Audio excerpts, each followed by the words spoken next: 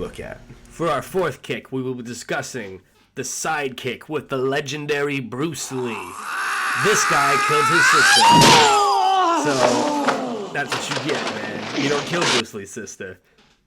So, let's talk about it.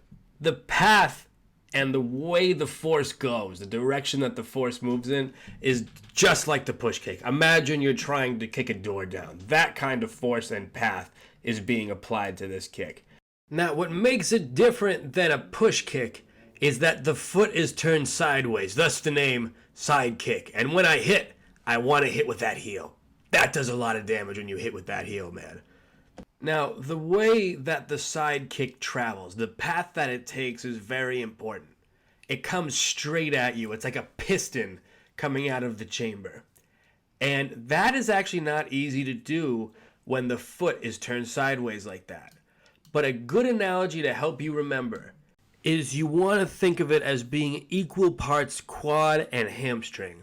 Too much quad and your kick will travel in a medial circle, meaning it's moving towards the center of the body, like a roundhouse kick, as you can see right here. This is too much quad. If you use too much hamstring, your kick will circle laterally, which means it's moving sideways but away from the body, and become a hook kick. The next kick we will be discussing in this instructional video. But for now, the side kick is what we really want to focus on. Half hamstring, half quad. You'll notice every kick has had a chamber so far, and this kick is no different, only it's tilted more on its side. It's very sideways tilted, kind of like the roundhouse kick. That's what allows it to come straight at you like a piston. I know I've had two bad views of it, but you get my point. It's trying to be more parallel to the ground than, say, the snap kick or the push kick.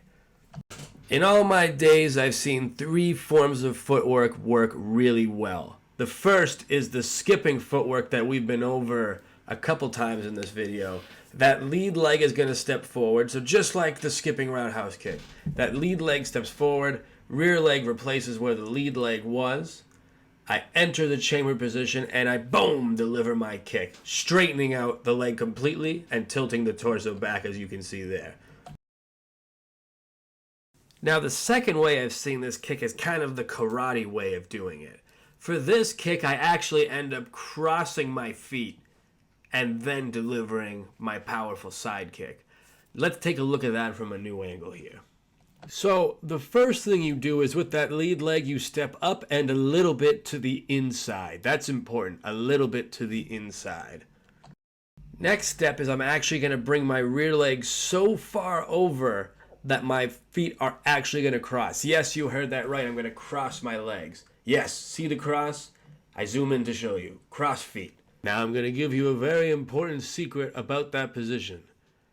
That heel has to be pointing at whatever you're about to hit. If your heel's pointing there, then your hip and your kick will go there. Now this is a very powerful kick. It is more powerful than the skipping side kick that I showed you, but it is slower, so it has its pros and its cons. The third and final version of the side kick we'll be discussing in this video is what I call the hopping side kick. Now, I'm going to show you from this angle how to do this one. What you're going to do is slightly slide your rear leg up and place all of your weight onto it. From there, lean back even more and enter the chambered position. What you're going to do is hop forward on that foot that is supporting you and deliver the side kick at the same time. Closing thought on this kick, it is the quickest but the weakest of all of them, and it's actually the best way to hit them in the knee. So if you want to kick them in the knee, this is probably the best way to do it. Last thing I'll say about this kick is that the torso leans back to counterbalance the leg going out. That's really important, especially if you're not very flexible like me. Doing it this way, leaning back, will just give your kick some extra height if you need it. Also, counterbalance the leg going up and keep you balanced as you throw it. Now, Bruce's video had some cutaways, so I'm going to use Kung Lee here as our real-life demonstration of the kick. This is going to be a skipping side kick, so he steps forward with the right leg, the lead leg. He drags his rear leg to where the lead leg was. He's then going to enter the chambered position. I know, very hard to see. I'm sorry about that. Then he pushes the man away from him. sending force forward like he's kicking your door down, and leaning back with his torso at the same time. Next kick that we're going to talk about is this side kick. And I'm using it just like a push kick, but turned on its side, basically.